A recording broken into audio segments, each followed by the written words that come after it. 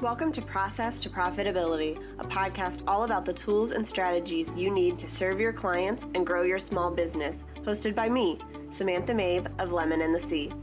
Join me as I chat with creative entrepreneurs and small business owners about how they built and grew their businesses and how you can do the same in a way that fits you.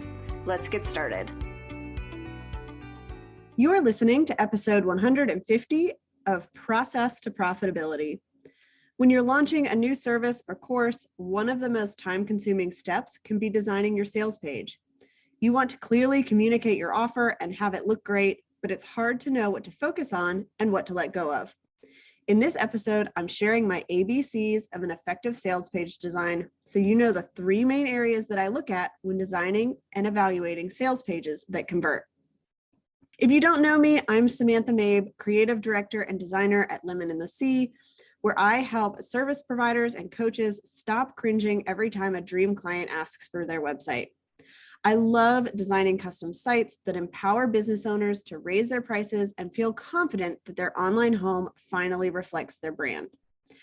With my signature framework, I've designed and customized over 25 websites in the past 6 years for all different types of entrepreneurs. And when I'm not digging into design and strategy, I love true crime podcasts, adventures with my toddler, and trying to keep up with my Netflix queue. Let's get into these 3 steps to designing an effective sales page. All right, first, I want to dive into why I am focusing on sales pages particularly. And that's because I recently changed my design process so that instead of doing a 6-week process, I'm now designing a website in a day. I work on 4 pages plus a blog for my clients. And one of those pages is the sales page for their website. And the reason that this is such a big page for people, especially the people that I work with, is because they have one signature offer, a VIP day or a signature course that they are selling to their audience. And they want people to take action on that course or that offer so that they can then help their clients. I love this new method of designing, and I get to really help my clients get a new website launched quickly, which is awesome. But here's the thing.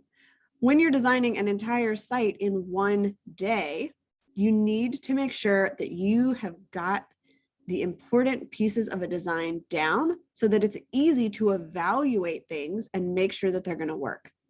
And that's why I came up with my ABCs of an effective sales page design. These are the 3 main things that I look for when I am designing and when I am evaluating my design or looking at somebody else's website to do a review.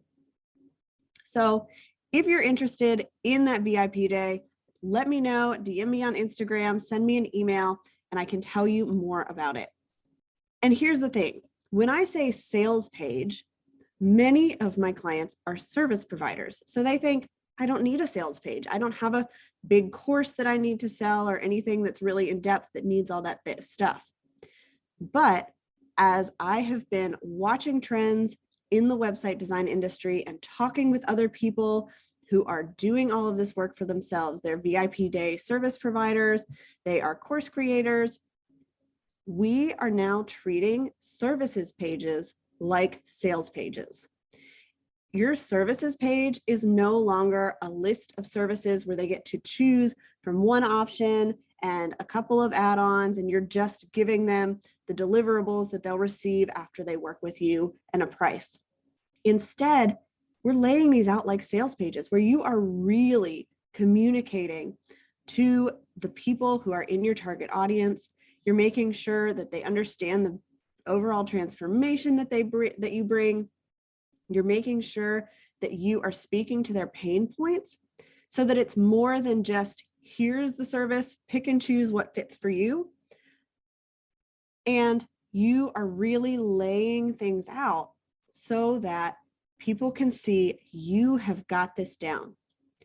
This method works great for people who have a signature process in their business. So somebody who has been in business for a while and they have figured out how it is that they take people from one place in their business to the next, or one place in their life to the next. They have a process that gets them there.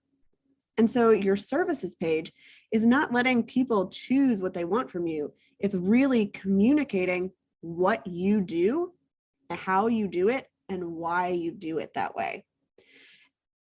I love this new trend because it makes things a whole lot more fun. Instead of big paragraphs of text and lists, I get to play around with designs, different sections, lots of graphics. So it looks really nice. And it's more effective for people because that is what they are looking for. They want to get lots of questions answered when they are on your services page before they ever apply to work with you. So let's start by talking about what you should include on your page if it's for services particularly.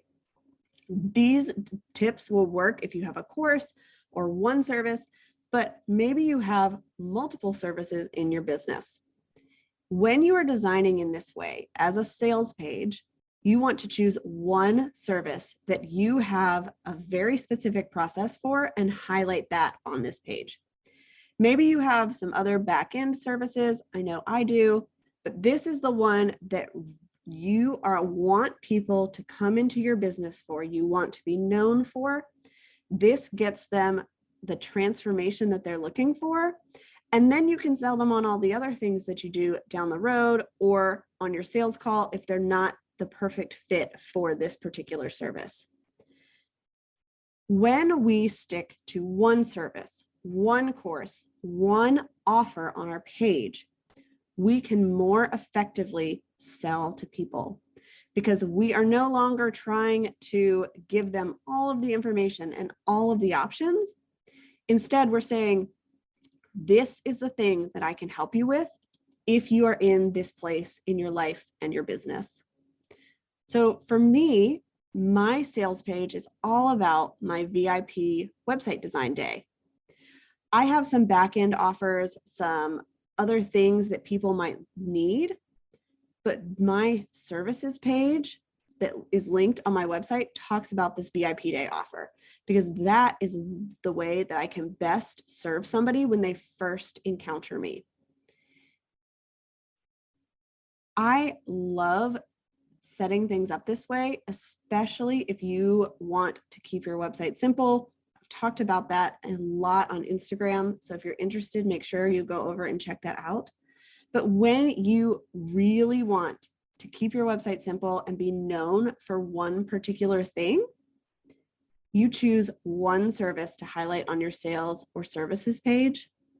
And that way your whole website can center around that. So you've chosen your one service or your course, whatever that signature offer is that you want to highlight. How do you actually design an effective sales page?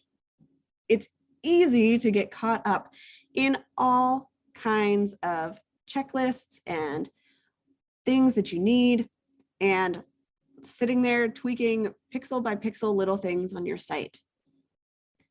I get it. I have done that for myself. I have had clients who have emailed me about changing things by, just a tiny margin. And I know that we want things to be perfect before we release them out into the world. But here's the thing, nothing is ever going to be perfect.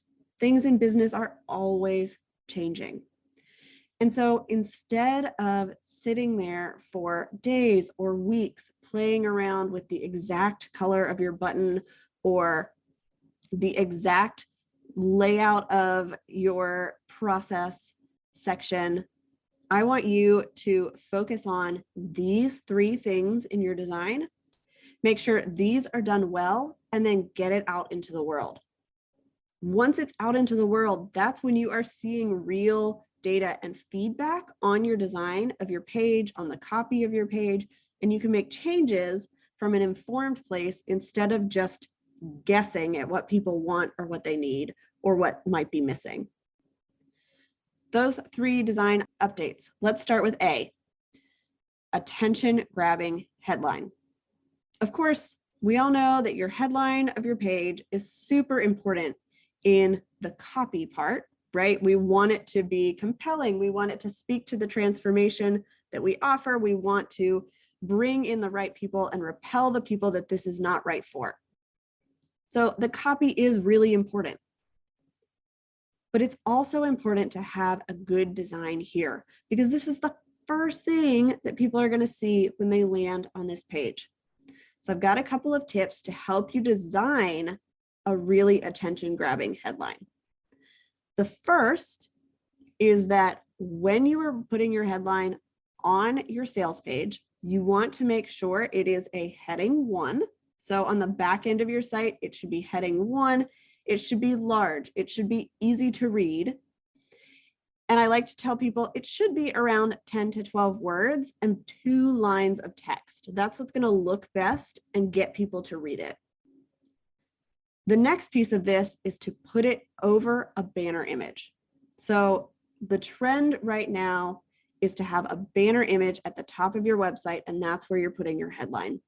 It's much more interesting than having a headline on a blank background or that just bleeds into the rest of your text. So choose a banner image that relates to your brand and to the service or course, and make sure that your headline is still legible on top of that image. That might mean that you put a colored box around your text, behind your text. It might just mean that you're choosing an image that doesn't have a lot going on so that it will always be easy to read. The next piece you want to think about is your subheading or your eyebrow copy. So a subheading is the text that goes right underneath your headline. Eyebrow copy is the text that goes above your headline.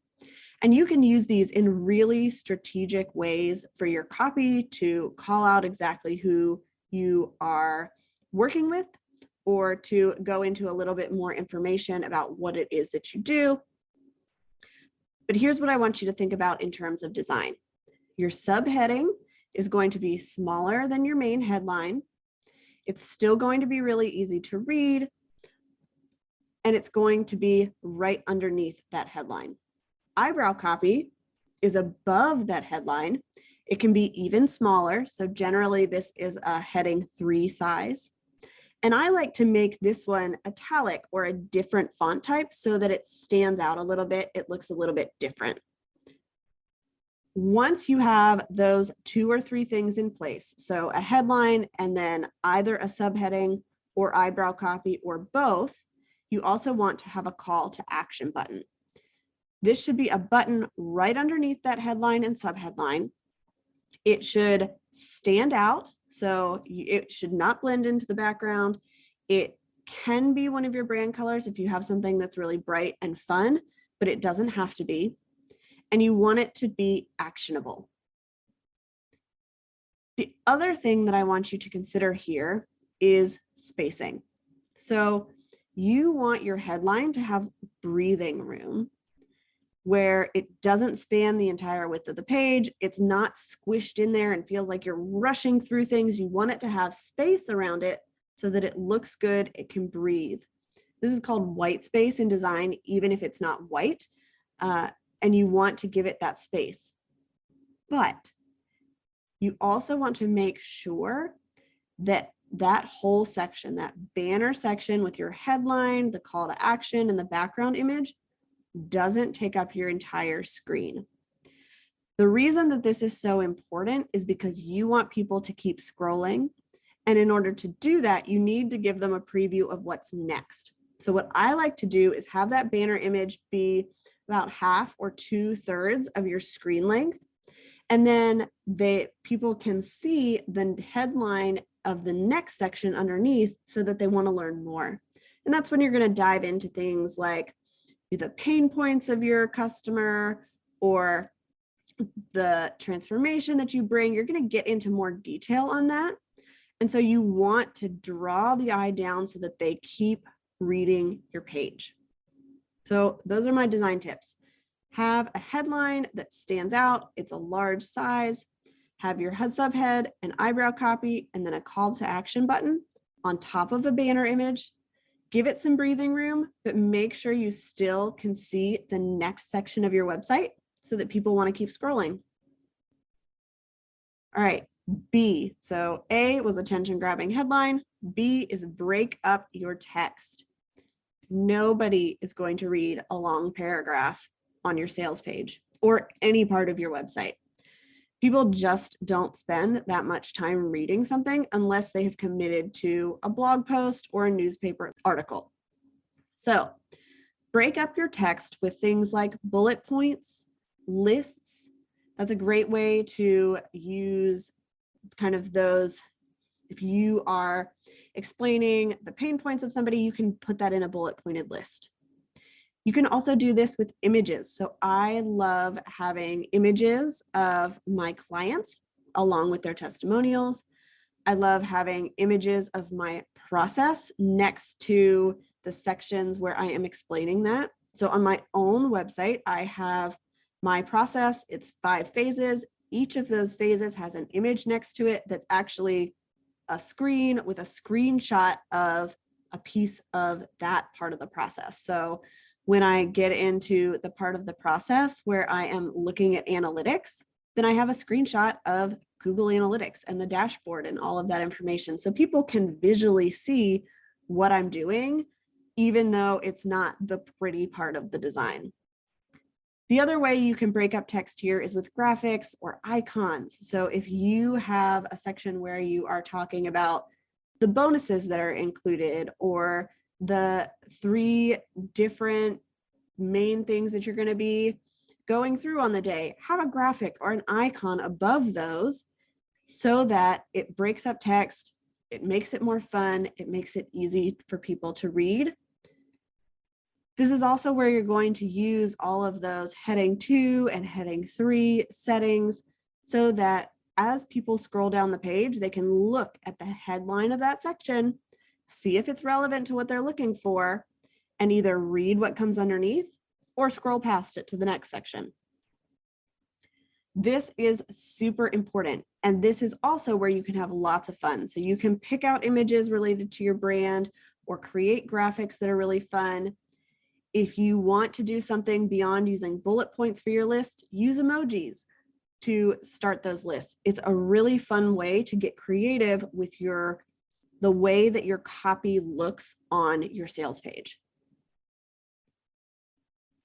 Now let's go to C. So attention grabbing headline, break up your text, call to action buttons. We talked about this a little bit in the first section, but what's important to know about call to action buttons is you need to have at least 3 on your sales page. I like to have one right under that headline in the top section of my page, one at the bottom of my page in case somebody has scrolled through the entire thing and they are still reading, and one somewhere in the middle. If you have a really long sales page, you want to have 4. So where I like to put these other 2 call to action buttons is under where you're talking about your process, under where you have introduced the offer. So where you're naming your actual VIP day or the name of your course, that's a great place to put a call to action button. The goal here is to avoid people having to scroll all the way back up to the top or all the way to the bottom of your website if they want to take action.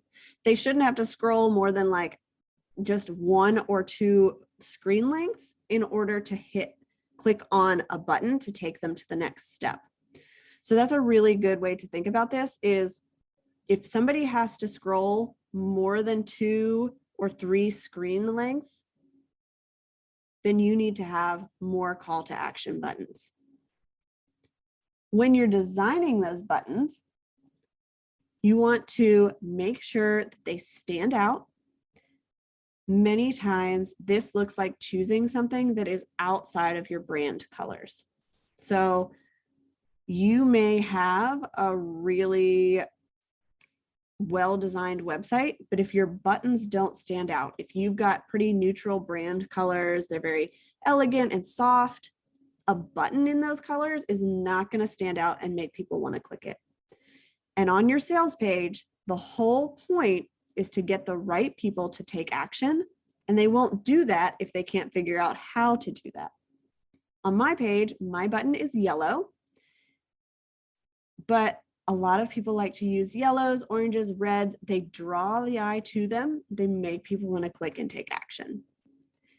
You also want to make sure that the text on that button is really clear about what they're going to do. So if they are going to fill out an application, make sure that it says something like, I'm ready to apply or apply now, and that it's easy to read. So it can be easy to choose something like a yellow button because that's going to stand out. It looks good. But if you choose to put white text in that button, it might be too hard for people to read. So you play around with the text color and the button color to get something that is legible, that stands out, and is easy to find on your page. The other design element to a button is that it should look like a button. Many people like to have links for their call to action, and this really is not effective because people aren't looking for a link. They are looking for a button. So have it look like a button. Generally, this is going to be something that is square or rounded off. In your design system, they probably have a built-in button design that you can use. And then you want it to change when someone hovers over it. So it can either change color, it can add an outline, it can do something so that when someone hovers over that button, they understand that it's clickable based on the change state, the hover state of the button. If your button looks exactly the same when somebody puts their mouse on top of it, then they're going to think, well, is this a button or is it not? Can I click on this, or is it just an image that looks like I should be clicking on it? Just make it really clear with the design that this is the place that they take action to get to the next step. The other thing that I recommend when you're thinking about designing your call to action buttons is to remember that you don't need this to always go to a new page on your website. In my case, on my sales page, all of my call to action buttons scroll up or down automatically to where the application is embedded on my page. My application to work with me is embedded directly onto my sales page so that people can fill it out right there, no extra steps. And if they click the button at the top, it sends them right down to that section. That way, they don't have to take any extra steps to open a new page or to fill out more stuff. You're really trying to make it as easy as possible for them to take action, reduce that friction every step of the way. The other things that I always like to note when I'm talking about sales pages is that while I do this in a design platform, so this is a sales page on my website, you can also do this if you are just creating your sales page in a Google Doc. So if you are just trying to get your VIP day out there and you don't have time to redo your whole website, you just want to have a page to send people to, you can design that in a Google Doc that then you can share with people. And you can use some design tricks like adding an image that can become your banner image, or using the table section to create a button. You can do all of that in Google Docs with a little bit of effort and use these same tips to make sure that it's effective, easy to read, and it's going to convert well. The other thing I always like to remind people is to make sure that your page, whether it's in Google Docs or on your website, looks good on mobile. You don't want somebody coming to your sales page on their phone and then not being able to read everything, or have it be too small or too large, or have pop-ups that won't go away. Your mobile design is so important because most people are visiting your website on mobile at least the first time that they land there. People might be going to your website on their computer when they're ready to fill out your application, but when they are just looking around, seeing what you're all about, they're probably on their phones. So remember to check your mobile design. Most website design platforms will automatically create a mobile design that looks good, but double check that, especially if you've added any customization or have anything that's a little bit weird, so that your design looks just as good on a phone as it does on your desktop. All right, so my ABCs: attention grabbing headline, break up your text, and call to action buttons located throughout the page. If you want to learn more about effective sales page designs, my VIP website design, or anything else related to design and business, please connect with me on Instagram. I'm active over there, and I would love for you to DM me and ask any questions so that we can connect. You can also go to my website, lemonandthesea.com/website review. I offer free 15-minute website reviews for anybody who has questions. All you do is tell me your name, your email, what your website URL is, and then the one thing that you are struggling with. Generally, I get to go through almost an entire website in 15 minutes and give some tips about what you can change on your existing site to make it convert better, to make it better fit your brand. And it doesn't matter what platform you're on.